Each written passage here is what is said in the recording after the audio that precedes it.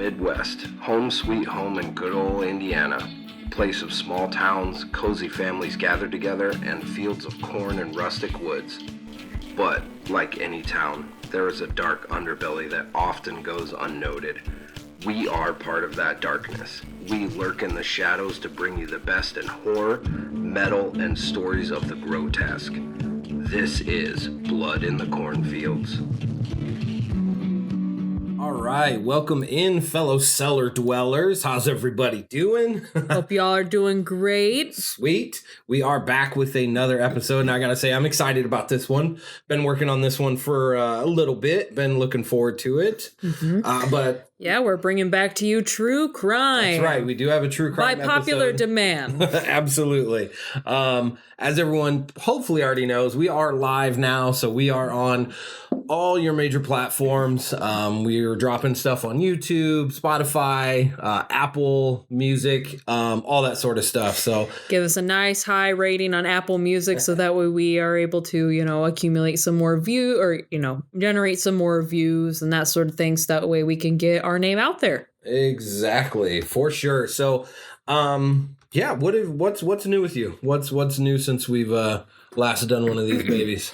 Well, as of probably this episode coming out, it's probably in the past, but still, it was this week. Oh my God, my days are running together. It's hard when you're a parent and you got a job, so my days are running together. But I got to tell a spooky story at Iron Hand Winery in South Bend. We were invited as a podcast.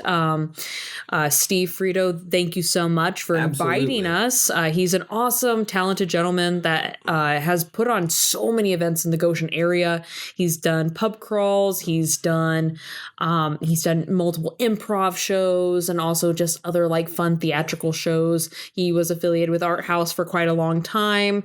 But he invited us to this, almost like the Iron Moth Hour, where people would share their own spooky stories and stuff like that, or even just personal experiences. But in this case, more Halloween themed. Yep. So I got to share my La Llorona story. And my father says that when he was young, La Llorona actually appeared to his brothers in an attempt to spirit away my tío, or my uncle, when he was a child, because his older brothers left him behind on a bike ride to the lake. When my oldest tío realized what he had done, he went back for him. He claims that he saw her hovering over the water, bare feet and a long white dress with long, flowing black hair, as she grew gradually closer to his little brother, who appeared to be in a trance. They both claim that they will never forget her desperate cries as my oldest tío rescued his brother. I guess I had good success. You did a good job. I didn't think... You did a good job. You did. I had liquor and courage, so that helped. And a nice, I was like, to my husband, I'm like, please get me some wine. I'm starting to get the jitters. And he's like, oh, okay, yeah, I got you. Took a couple sips. I'm like, all right, I'm good now. Yeah. I mean, the restaurant, from what I could tell, was full, So, I mean, it wasn't like a auditorium size, but still, I would say 60, 70 people, maybe? Yeah, definitely. I mean, I was trying my best not to look at the size of the crowd to kind of help me mentally prepare. Of course. But yeah, no, it was a good crowd once I came to and realized exactly what I was telling my story to. But everybody else that I got to perform alongside did a great job. They had wonderful stories. They were good storytellers. Yes, they were. They really were. I'm glad that they were able to tell those stories, have a spooky twist to real life, events. So that was pretty neat. And thank you again to Iron Hand Winery. Yes. They're awesome. If you haven't had the chance to check them out, they're good flatbreads. Great. Good flatbreads. Right. That's what I heard. Were their fries any good? Yeah, the fries are good. It's garlic and Parmesan. I'll eat a fucking cat turd with Parmesan and garlic on it. I don't give a shit. Yeah, they have garlic aioli too. So yeah. And great wine selection if you're into that. My husband and I, if you have not been down here, we are all what's the word I'm looking for? We're snobs, but not in the way that you would say snobs. We are alcoholic enthusiasts. I would say that fits. I don't know, whatever it's called, but we know our shit, and that's some good wine. Mm-hmm. That's some good drinks. Absolutely. Yeah, but it was a great time. Please go check it out. we had a great time with GoProv. So yeah, check out GoProv too. They're always holding local events, and we're hoping to team up with them again, hopefully in the near future. Yes, in the very near future. So hopefully, won't say it yet, but we've got some ideas floating around that we're going to actually talk about after this episode to hopefully try to bring together. Mm-hmm. And then the other thing that we got, my husband and I got to watch recently that I got to shout out a movie recommendation. It's called Nightmare Cinema. It was from 2018. It's an anthology film. Oh my God, it's been on my list forever since it first came out. It was a Shudder exclusive. Okay, so I was like, why have I not heard of this? Yeah, back when it first came out. I don't even have Shudder, but whatever. It is so good. So obviously I'm not going to do any spoilers, but it consists of, I think, 4 or 5 stories, and they all have really great directors tied to them. One of them, of course, is Joe Dante. Gremlins, The Howling. Wow. Awesome dude. Okay. Yeah. He did a really fun sketch, but the 2 best sketches, in my opinion, was this one about this murderer called the Welder, and it was like a Jason-esque killer who burns people to death, but there's a reason. Torch? Yep. Oh shit! In the most terrible, the most ridiculous manners, and it's awesome. Yeah. And he slaughters a whole camp, and it's so good. And then the other one that I really liked was directed by a gentleman that was a Japanese director, but he did this awesome giallo, almost Suspiria-esque short where it was about a demon possession. I'm usually not into that shit, but this one was done so well, and it looks so much like it was a giallo film with the lighting and everything like that, and it was slow paced. And it got ridiculous towards the end with the head slicing and shit. But other than that, it was wonderful. And it just had this awesome gothic imagery. When I say gothic, churches and stuff like that. And it was beautiful. It was great. But yeah, I highly recommend. They all kind of come together at the end. You'll see how it comes together. For whatever reason, Mickey Rourke is the person that brings everybody together at the end. It's kind of odd. Awesome. Okay. But I definitely recommend it. It's so good and so entertaining. Sweet. Well, that's awesome. Well, for me, I'm going to probably talk about this, and I'm going to hope that with how often I'm talking about this, it doesn't end up sucking, but Thanksgiving. I am so looking forward to this movie. Oh my God. Eli Roth, Thanksgiving. I think this is going to be ultra badass. I'm actually going to see it in theaters, which nice. That's so rare to you. I do not do the theaters all that often. But yes, I'm going. Maybe we even make it a watch party. I have a friend of mine, Sam and Terry, husband and wife, that we're going to go with. So maybe we tag along with all you guys, or you come with us. That would be awesome. But yes, I'm so looking forward to this movie. Definitely. Other thing I want to talk about is local businesses. So I want to shout out a couple local businesses that I visited. I'm on vacation from work, so I had a little free time on my hands.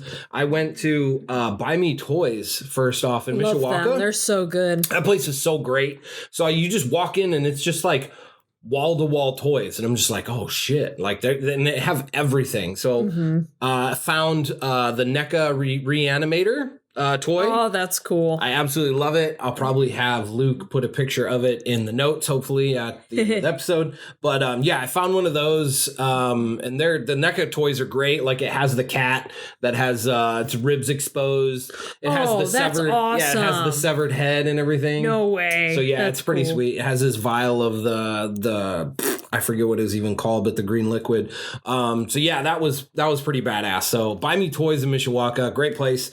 Check it out. If you're a nerdy collector like me, you'll love it. And even if you like comic books, they got a shit ton of comics. You could literally spend a whole afternoon there. I've done it multiple times with my husband. It's so good. And their toy selection, like you said, is just immaculate. Yeah, there was I bought the Reanimator, but they have this bust of Leatherface where it's probably 2 feet tall. Oh my God. Yeah, it was $250 bucks, and I'm just no, not gonna do that. But then they had the little I forget, they're NECA, I believe, but they're just they're different. But anyway, other assorted toys. They had Jeepers Creepers guy, they had Hatchet and different things like that. So nice. They had some really cool shit. The other place I want to shout out is Warehouse Comics is new. So I passed that as we were going to the winery, and I was like, what is that? Yes. So that place is pretty impressive too. So I'm not as much into comics. I mean, I grew up reading them. I was a huge Punisher War Journal fan. And I loved Sabretooth. That was like my favorite characters. A little bit of Venom too, but my brother is huge into comics. So next time he comes up, I'm going to try and take him there. And but anyway, you walk in and like the right side is all toys. The middle is just like gobs and gobs of comics. And they've got like really nice ones where they're rated and shit, like in the hard cases. I saw Evil Dead comics there. No way. That's awesome. Which is pretty cool. Just have all sorts of shit. And then on the left-hand side is like Magic the Gathering type stuff. Nice. So they have cards and all that sort of stuff. So that place seemed pretty badass. So yeah, I was thoroughly impressed with that place. So it looks like a place I may hit up like every 2 weeks. That's just kind awesome. of like You see should. what they have. Yeah. Same with Buy Me Toys. Just hit up every 2 weeks and see what else they got. Okay, so some of this stuff, just going to put a disclaimer in there, trigger warning. We do at the end talk about suicide, just so y'all know. It's a little bit of a right-hand turn or left hand, whichever you want to call it. I'm lefty, so we'll go with left-hand turn. So just putting that out there for those of you who might be sensitive to it. So just so you know, it's at the end. So if you want to listen till just before we get to the end, you are more than welcome to.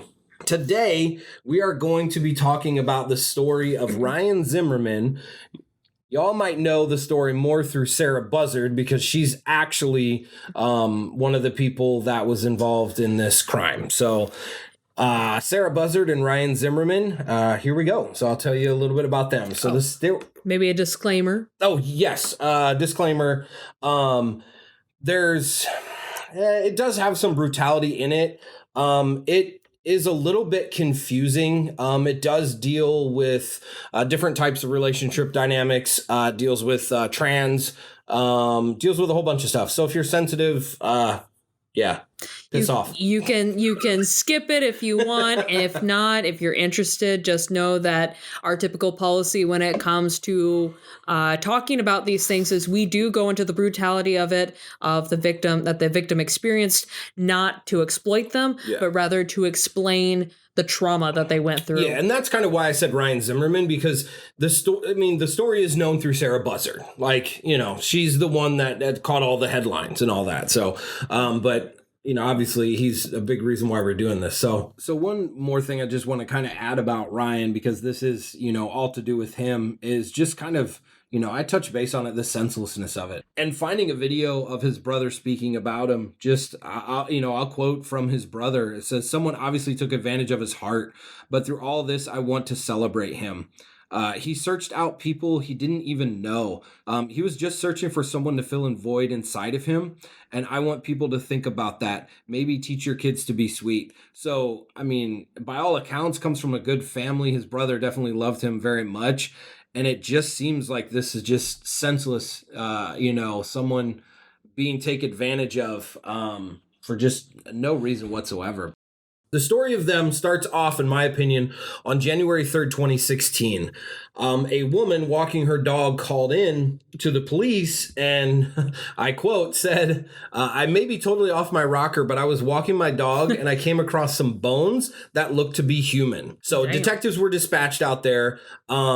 And with that being said, the detectives found a majority of the torso in the area, but didn't have anything from the elbows or knees down. They also did not have a skull. Ooh. Yeah. So like I said, that person was hacked up. Yes. It's, pretty brutal. Yeah. So before I get into this, there is a dynamic that can be very confusing, and there's multiple names. So I'm going to try and explain it ahead of time so that you guys can kind of follow me throughout this whole story. So there's 4 main people that were involved in this crime. Ryan, who is our victim. A little bit about Ryan, because this does play into the story, is from everything that I've reading, Ryan was in the beginning stages of transitioning from male to female. He was very soft-spoken, what people said. They also said that he loved video games, I believe comics too, and he loved playing with his brother Ray.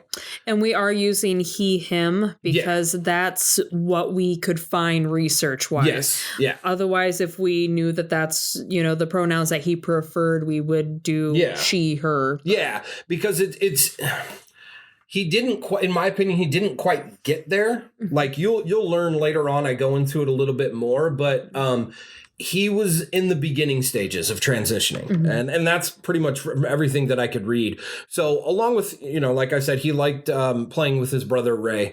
He was seemingly a very submissive type. From everything that I'm reading is he probably was in search of like a dom sub type situation with him being sub, which if those of you who don't know would be submissive. Sorry.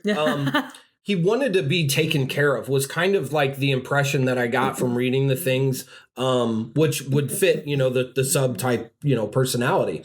Sarah Buzzard and Corey Buzzard, who are husband and wife.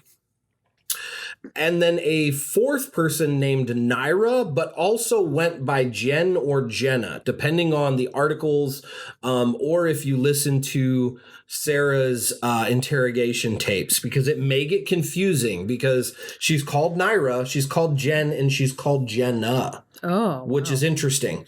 So Naira was a trans female, trans male to female. Sorry.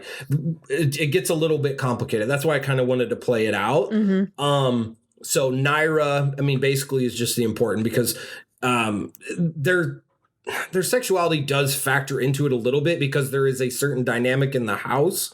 But for the most part, it kind of just is what it is. So sorry. It may have seemed a little bit confusing there, but stay with me, I promise. Okay, so back to the main kind of story of everything. So the bones that were recovered did show evidence of saw marks on them. Damn. And you could tell that the individual obviously had been dismembered. So the bones were taken to the Ohio Bureau of Biology. The problem is it took 4 years in order for them to identify. So 4 years went by until June of 2020, where they were able to identify the bones as 22-year-old Ryan Zimmerman.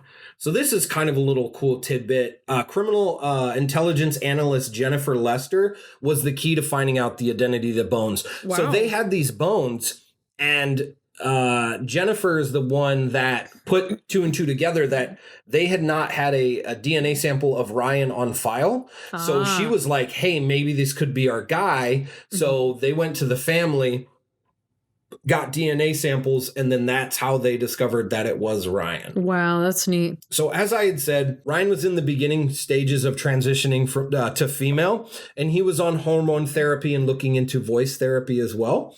But outwardly appearances, he looked male. So I'm only saying that because this does play into the scenario of the whole entire story. Ryan put out an ad on Craigslist Personals that he was looking to be a female submissive in a relationship.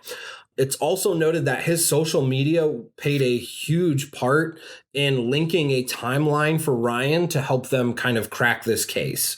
Ryan communicated with both Corey and Sarah because if you remember, they're a married couple. Right. Yeah. So let me take a minute to explain this dynamic that we got going on. So Corey felt, the husband, that the ideal relationship would be with him, his wife Sarah, and someone who was trans. So that was someone they were actively looking for, that specific dynamic. So that's where Ryan kind of enters in the picture. Kind of like, it sounds like in this case more of a fetish or kink. Could be, yeah. But, not necessarily. It seems like in this case, if you're seeking it out. Yeah, they very much have a polyamorous dynamic. And in some polyamorous relationships, you may have a partner that just fulfills one aspect of that relationship. Like, for example, I'm into metal, and let's say my wife was not, but then I had a partner who was really into metal. And that may just be our niche together, and we may explore it as little as much. It may be a physical connection. It may not be a physical connection. There's all sorts of dynamics that exist. So reading something like this does not, surprise me at all. So again, Corey felt that was the type of dynamic he was looking for. So eventually they had Ryan move in, but 2 months before Ryan moved in, Naira moved in. So oddly though, Naira stayed in the living room with a makeshift curtain up for privacy. And this is what Sarah says in her interrogations, which I thought was interesting because Ryan had not moved in and they had a bedroom open upstairs. So I don't know if they maybe were planning on Ryan moving in there, and so it just happened 2 months later. That was kind of the only logical thing that I could really kind of piece together and think of. Interesting. Yeah. It's not really told why Naira moved in. It's my assumption that she moved in to be with Sarah because they later go on to create this almost like split dynamic to where Corey was seeing Ryan and Sarah and Naira were like seeing each other. So it kind of came into a split like that. So like I said, 2 months later, Ryan moved in and they have kind of a relationship going on with Corey. And by the way, sorry, I'm losing my train of thought. This all took place in Columbus, Ohio, just so everyone knows. Still Midwest. Yes, absolutely. So it was my understanding that Ryan was very nervous about moving in, and I totally get this. I'm assuming it's at least because he was 22 years old and moving from Kentucky to Ohio. And this is also people that he had not really met. Not really, He met through Craigslist. So I say it kind of thinking to myself, I wonder how much his transitioning had to heighten his nerves going into that dynamic as well too, or just going into that household because it's a strange new place. There's people that you don't know, but yet you're trying to find yourself. Yeah, exactly. And when you're trying to find yourself in this new way that, like, especially at that time in 2016 was not accepted worth anything. Yeah. There was, of course, a lot of people that were probably in the process of transitioning then, like, trans people have existed for forever. But the issue there is that, like, it's so hard to find anybody, especially in Kentucky, because that's where he was originally from. Yeah. Yeah. Oh, no, nobody would let that fly back then, especially in 2016. But it's like, yeah, I can't imagine what they must have been going through. Yep. So, yeah, I just assume that kind of had to play a part in it. One thing of note is before Ryan moved in, Corey had warned him that Naira did not like other people to basically be exploiting their sexualities, how she called it. She felt that if you wanted to be female, you needed to portray yourself as female and not let anyone know otherwise. So that's why I kind of bring up the dynamic that he outwardly looked male.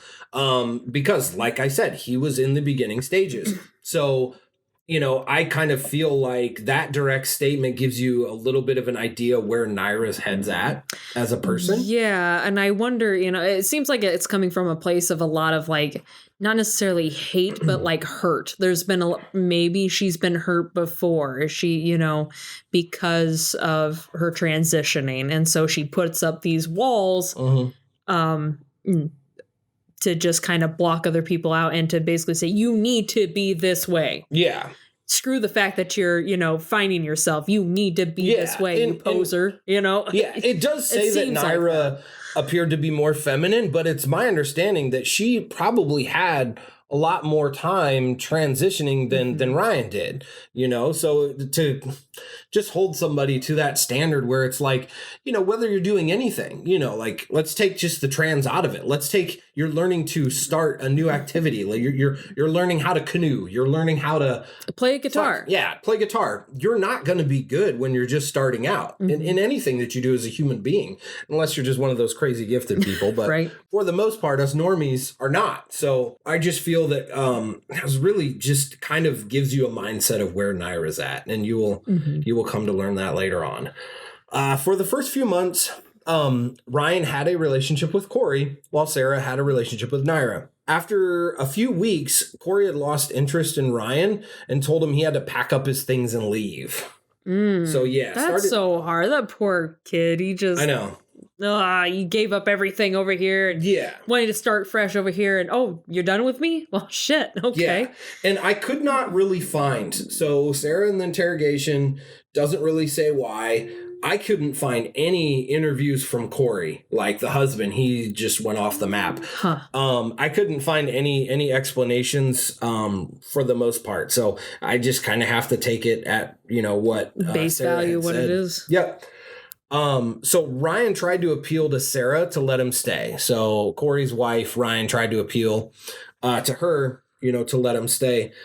Sarah told Ryan that you were Corey's purpose, not mine, and that he wants you gone. Jesus. Yeah. I mean, like, I kind of get it because in her interview, if she's telling the truth, which that's the kicker, you don't know. Yeah, you don't right. know what she's saying. And I don't like how she came off in the interrogation process, but that's kind of beside the point. But yeah, I mean, she just apparently didn't want him in here the whole time, so she's fine with it. So after Sarah and Ryan had that talk, Corey had left to go stay in a hotel. So from everything that I read, there was another woman that like Corey was probably like seeing on the side or whatever, because they had a polyamorous dynamic, and he went to go stay with her for the weekend. I don't really know much more other than that. I know that he is not currently with that person because later on I read in interviews that they had brought Corey in. He was with a different woman, but they reached out to this woman who he spent the weekend with to kind of corroborate his story, but she was in South Carolina. So, again, don't really know too much about her, but that's just kind of, where I saw it. So, after Sarah had that initial conversation with Ryan about telling him, hey, you were here for Corey and all that sort of stuff, she told Naira how the talk went. And then that's when Naira started to create her plan. Which kind of sounds weird. I know reading this, it's kind of like, wait, what? You tell him he's got to move out, and then now you're kind of trying to create a plan to kill this guy? Yeah, what the fuck? Yeah, exactly. Oh, exactly. That's weird. Do you owe you money? Like, what's going on? Like, Nope. Is this a new fetish that's being brought to light? Like, have no idea. So a lot of this next part that I'm going to speak on is a big bulk of all of the of the episode for the most part, but this is mostly taken from Sarah's words from her interrogation. So, disclaimer, if you watch this, it doesn't need to be like a big disclaimer, but it is a little bit unsettling with just how she comes across. She definitely paints a picture of her side of things because it is only her in the interrogation.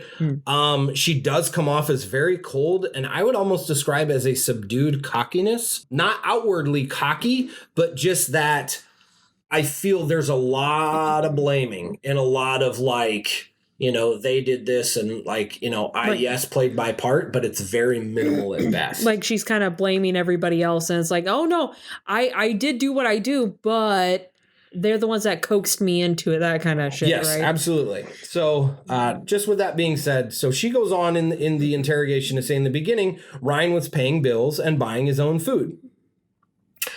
Sarah said that Naira never liked Ryan, obviously from the statement she made before. She said that he would sneak around and listen to everyone's conversations and like eavesdrop. So that was one thing where I hated about this interview is it almost seemed like kind of not blatantly justify, but give like little justifications. And it's like, saying that he snuck around and was, right. all that just kind of struck me as like, wow, really? You're just going to just keep piling it on, huh? So also, according to Sarah, Naira would make random comments how she wanted to kill people. Jesus. Yeah. And she said specifically. It's a big red flag. Yeah, specifically Ryan, too. So she would just say, like in passing, she would talk about how she wanted to kill just random people. For example, she talks about her wanting to shoot a woman in a car or run over a random cyclist with her car. God damn. And so all of this is told from Naira being the aggressor, being, the demented one, and Sarah just, I'm the wishy-washy going along with it. Yeah, okay. Exactly. Yeah. That's the role that Sarah plays in all of this, just so you know. So it's important to know that Sarah is just saying this. So it's just Sarah. So she could be kind of, blame shifting, or she could be minimizing her part in everything. We don't really know because we only have Sarah's word. Mm-hmm. Sarah goes on to explain that Naira was allegedly the planner of the whole situation, and Sarah was brought into the plan. So she's saying she didn't create it. According to Sarah, Ryan wanted to talk to her about getting a second chance to stay in the house. She then goes on to say that he was crying and begging her to let him stay. Again, I don't know if this is true, but it kind of tries to paint the picture of Ryan as just being this weak, meager person. And it's kind of like, that's a dick move, especially because he's not alive and you're a huge ass part of that. That's what kind of pissed me off the most about her, is she had no problem like talking shit about this kid, you know? I don't know. It really pisses me off because like he's not able to speak, you know, everything. He can't speak up for himself. Exactly. Like, everything that we hear about him is through this demented person's viewpoint in my mind. So we know it's not the whole truth, but that's all we have to go on because Ryan, you know, unfortunately is not around to defend himself. But I see through her bullshit though. So I hope you all do too. Again, a lot of it just seems like she's justifying and minimizing her actions. So one of the things too that really kind of got to me that just was not making sense is in the beginning, I told you that, you know, Ryan was paying rent and food. And Sarah goes on to explain that later on, Ryan didn't have a job, I guess. It doesn't say whether he got fired or lost it or whatever. But she was saying that he didn't have a job and he wasn't actively trying to find one. She said that he would make excuses up and all that sort of stuff. And she led to that it either played a part in his demise or had pissed Naira off and fueled her fire to want to kill him. But I call bullshit because later on in the interrogation, she admits that Naira did not have a job. So it's like, wait a second. Why are you, you know, holding this guy at blame because he, you know, quote unquote, doesn't have a job or whatever. Right. But then like you're just letting Naira do whatever the fuck she wants and not have a job. It's the interrogation has a bunch of elements like that where it's like, wait a second. Like, I call your bullshit. A lot of conflicting details. Yeah. So yeah, Sarah could pretty much get fucked with all that bullshit. So now Sarah goes on to say that Ryan ended up agreeing that he wasn't trying to look for a job and that he needed to move out. Again, I don't know. After that, Sarah goes to tell Naira about the conversation that she had with Ryan. She explained that even though she told Naira about the talk, she just had it with Ryan. So Naira started to act on a plan to kill Ryan.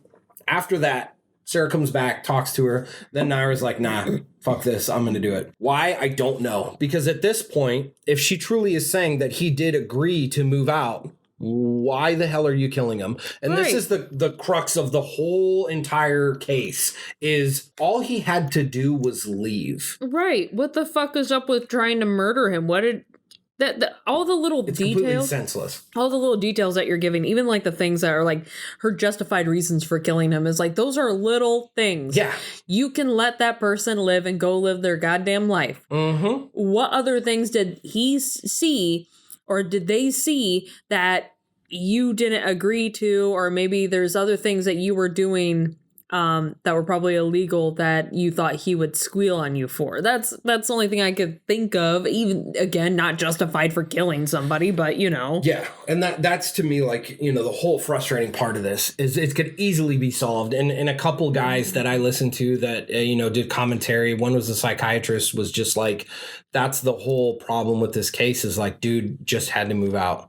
A simple thing that hundreds of thousands of people do every single day. And that's all that they had to do. So it just shows you that there's more going on to this whole equation. So after that, to kind of act on her plan, Naira gathered up trash bags, bleach, and a handsaw from the shed. Yeah. Again, Sarah's story doesn't make a lot of sense to me.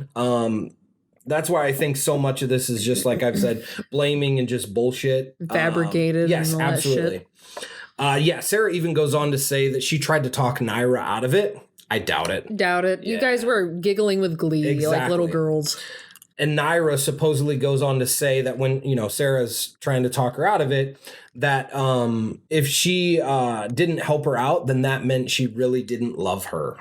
So yeah, that's what Sarah is going with on why she helped out. Pretty ridiculous. Later in the interview, Sarah goes on to say that she believed Naira was a manipulator. She in fact said that she manipulated Sarah early on in the relationship and that she was a borderline sociopath.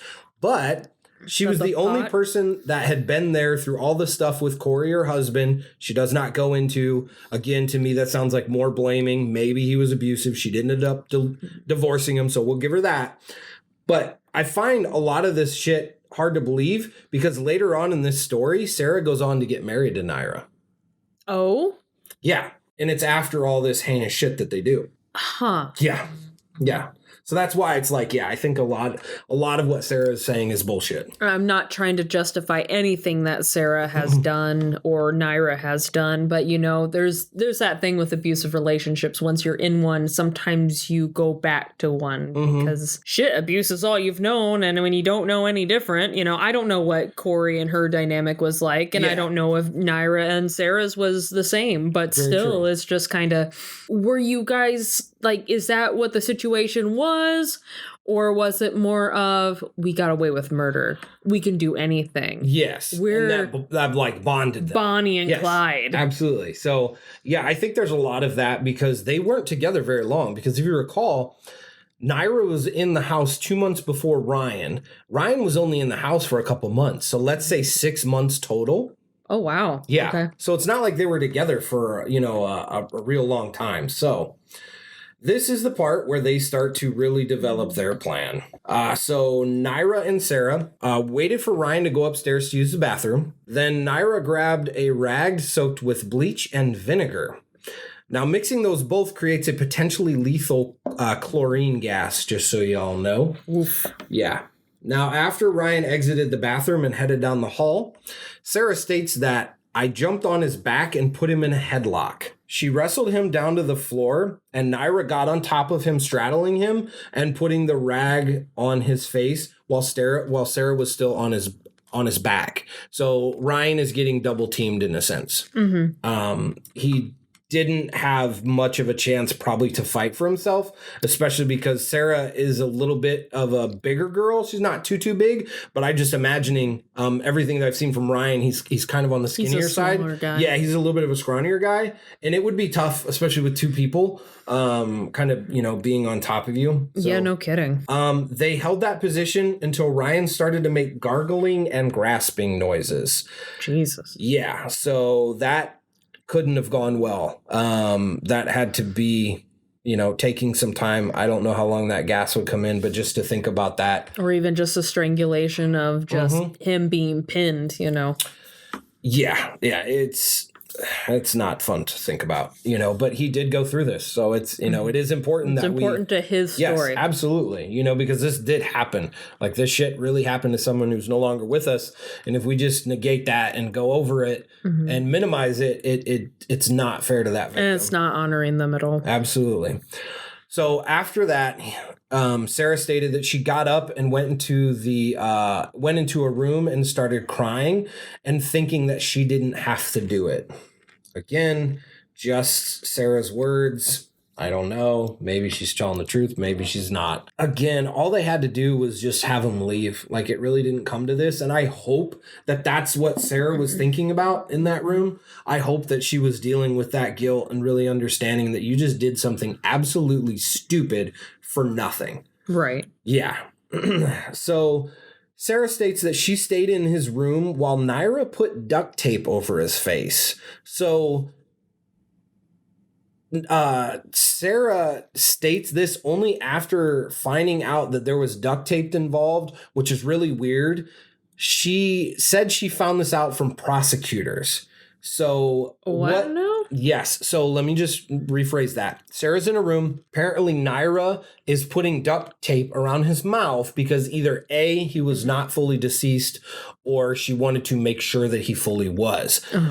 I think from what she says is then Naira put a trash bag on his head. So I'm assuming that that's why she didn't see it. But she states that when she came out, her and Naira both carried Ryan to the bathtub, and then Naira severed his head in the bathroom. Jesus Christ. Yes. Using that little saw, huh? Yes, using a handsaw. Ugh. Yeah. Then she moved on to the hands, and all of this, like we just said, was done with a handsaw. So just think about that. Think how hard, long, and bloody that would have had to been for whoever was cutting up this poor kid. It's not like shooting someone or stabbing them and leaving. This would have taken a lot of time and a lot of effort. This is personal. Yes. And only certain people, in my mind, certain types of people would even be capable of doing such a thing. Pretty intense. So after that, Sarah goes and puts Ryan's head in the freezer and his hands and feet in trash bags. About an hour into this, Sarah says that Naira told her that she was having intestinal cramps and that she needed Sarah to take over. So Sarah goes in and she gets her hands dirty. So first, Sarah started to remove his calves and forearms at the joints. She stated it was slow and exhausting work. Sarah put the calves and forearms into plastic bags as well. That's bone that you're sawing through with that little itty bitty handsaw. Yes. Yeah. I mean, like the handsaw that you used to, manually cut down a Christmas tree and stuff. Like that's back and forth. Like even cutting down a tree. That's still a lot of work. Absolutely. And bone. Jeez. Yeah. Pretty crazy. But that's the thing to me is it's like this isn't something, like I said, like shooting somebody and leaving. No, this is, you're in it. You are in it for a long time. It's all over the place. It's all over you. You're having to keep yourself from throwing up. Your back is probably hurting from bending over the whole time. You're it's on something your knees. that you have to fully be committed into. And it's just like, I don't buy it that Sarah's saying, like, I'm crying in this room and I'm having regrets. And then, oh, hey, bro, tag team, let me chop up the body. Right. Like, no, that shit doesn't fly with me. So, it's just disgusting to think about that this was all for nothing. It's not like, there was a sexual assault that was committed. It's not like, a burglary or I don't even know, you killed someone's mom. This is over literally nothing. It's so senseless and so sad. It absolutely is. So they loaded up Ryan's body parts minus his head into his car. The head, I will let you know, went into the freezer.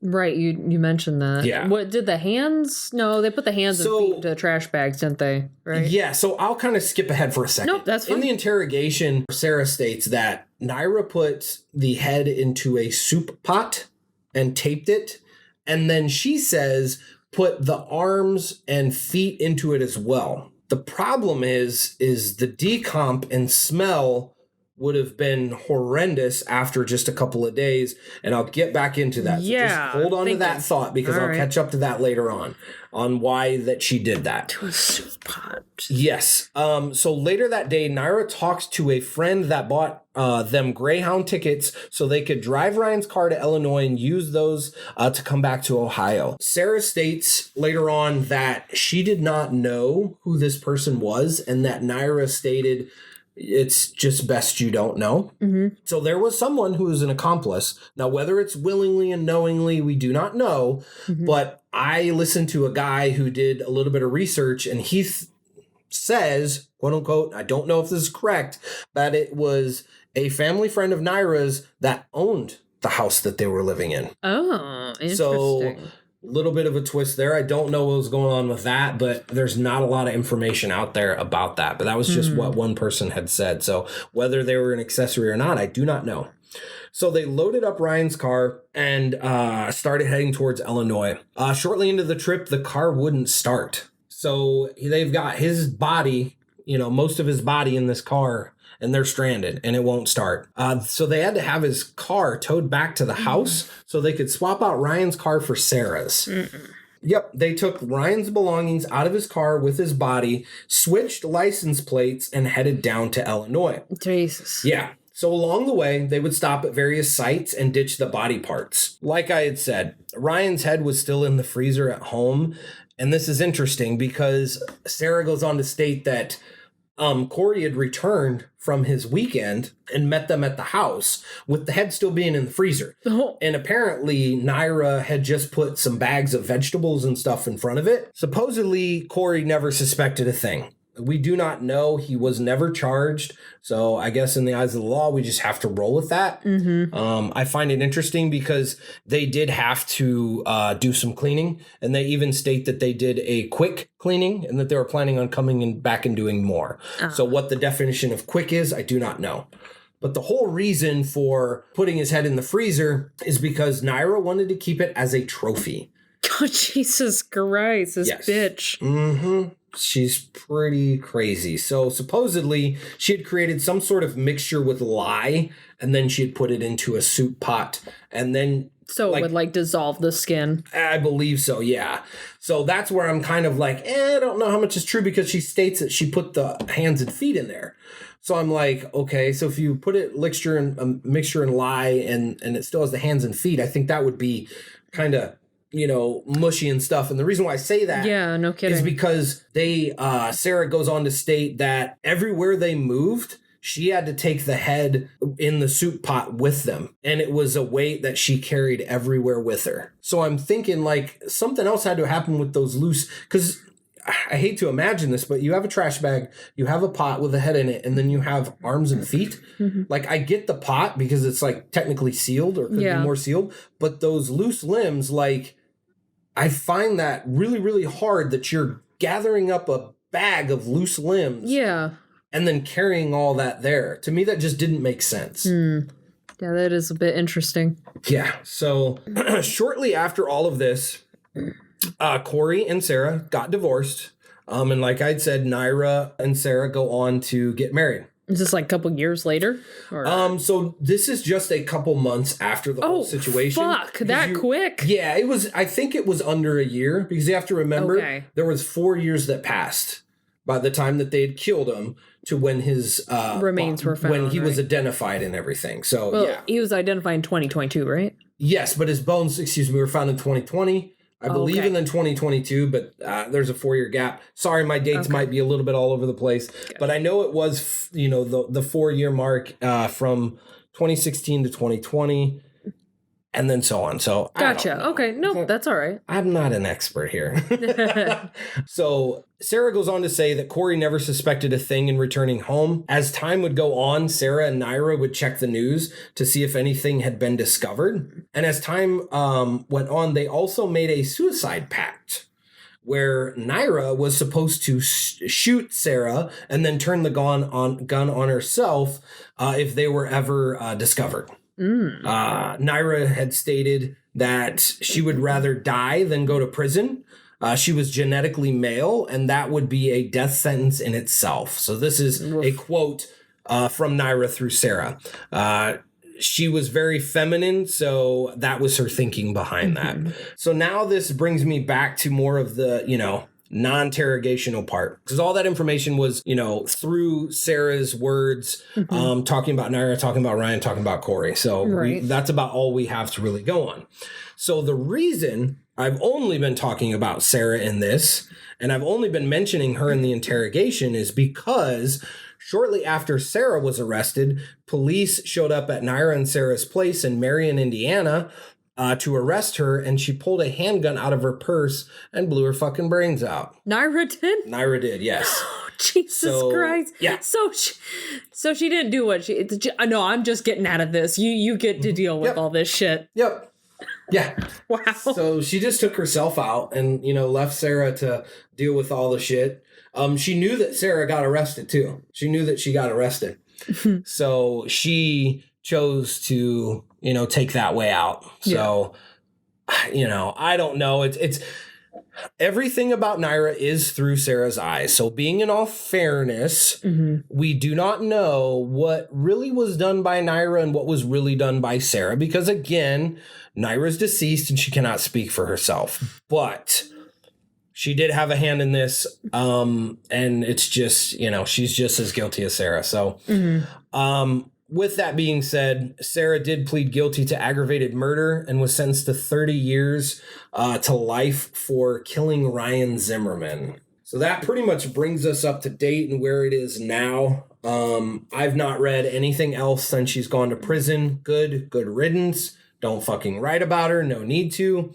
But I want to make a left-hand turn. Little curveball for you folks. So upon doing some research, I stumbled upon a website that I did not intend to. So looking up Naira, I was looking for, pictures or obituary or different things. Right. Because I cannot find any photos of her. There's one, but the problem is there's a lot of Naira Whitakers. So I don't want to bring any that are not in this case into it. And I also didn't want to spend a ton of time looking for her. So I spent about 30 minutes and was like, yeah, fuck this. I can't find her. Whatever. That's just what it needs to be said. So going down this little rabbit hole, I stumbled on a website called Faces of Suicide. So intense website. Probably not what you're thinking. So it's a website that has headshots of just hundreds and hundreds of people that have committed suicide. And I clicked on a couple of them, and you name it, every race, every gender, every sexuality, everything across the board. Some, really normal, some really attractive, young kids, and just like, reading some of their notes that loved ones left about them was intense. I bet. I mean, when you talk about intense, it was intense. And, I talk about Blake all the time. I didn't lose him to suicide, thankfully, but, just reading some of those, man, it's crazy. Suicide is definitely a thing that's like becoming more and more, in my opinion, an epidemic. And it's just like, I don't ever want to see anyone I know on that website, and seeing all those people is just crazy. So, look after each other out there. Like, there's always another solution. There's always something else you can do. There's always someone you can try to talk to. It's never the way out. Like, if I were to sit in front of someone that was thinking about suicide, I'd be like, dude, do whatever the fuck you want. Like, if you want to, even I would rather, like, I look at it as with Blake, like, if you would have came and told me that, I'd be like, dude, I would rather like have you start doing a drug or something, anything but choosing death at that moment. Now, I'm not saying go out and find drugs. I'm just saying literally anything compared to killing yourself is better, because you're still here. You still have a chance. You still have an opportunity to change. So, and the other thing is too, like, I'm still here. But I've definitely gone down that path, unfortunately, or have thought about it and have, we don't need to go into that. But definitely when you're in that headspace, it's not good. Everything seems like it's just, that's it. Yeah. There's nothing else to it. There's no getting out. There's no help for you. Yeah. Do know that there is help for you. And a lot of times, something that I remember hearing also as a mortician, we go to a lot of continuing education classes. And one of them was about suicide and just helping families that have had a loved one that has killed themselves or has taken their own lives. And I remember they mentioned that usually 20 minutes is all it takes. 20 minutes. And then after that 20 minutes, if they still haven't killed themselves, like it kind of passes. But that 20 minutes of intensity is enough time for them to do it. Yeah. Yeah. And it's very hard. So if you do have these feelings or anything like that, please reach out for help. I know for the longest time I had a hotline on my phone that was just click it. I was able to talk to somebody. Please do get help. Just talk to somebody. And there's no shame in asking for help. There really isn't. And even though it seems like that there is, or maybe there's odds stacked against you, there is no shame in asking for help or even just talking to somebody that you love.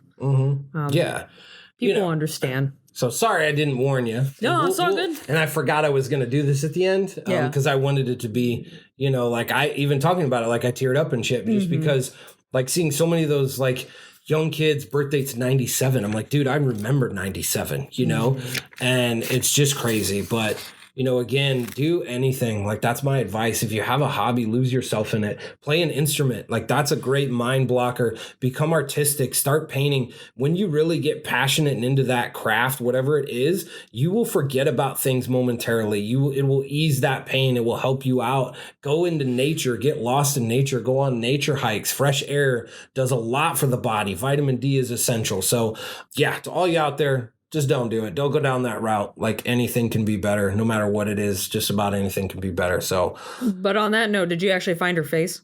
No, I did not. Oh. No, I kind of stopped after that because that page surprisingly hit me like a ton of bricks, because it is hundreds of just headshots of just people. And I'm like, what the hell? Like, I And- was not expecting that at all. You know, as a mortician, I see it all the time. Yeah. And even then, you know, it's very hard, you know, it's not like, I'm not like the Grim Reaper or anything where, oh, just my job. No, it's still very hard to see. So I can't imagine, you know, you stumbling upon something like that because, it's hard. Absolutely. So we appreciate y'all for hanging through us with this one. A little bit of a tough one, but I definitely wanted to, you know, get this one off my chest. So sweet. I really appreciate y'all hanging in. So with that being said, Look after each other and good night, cellar dwellers. Bye-bye. Woo!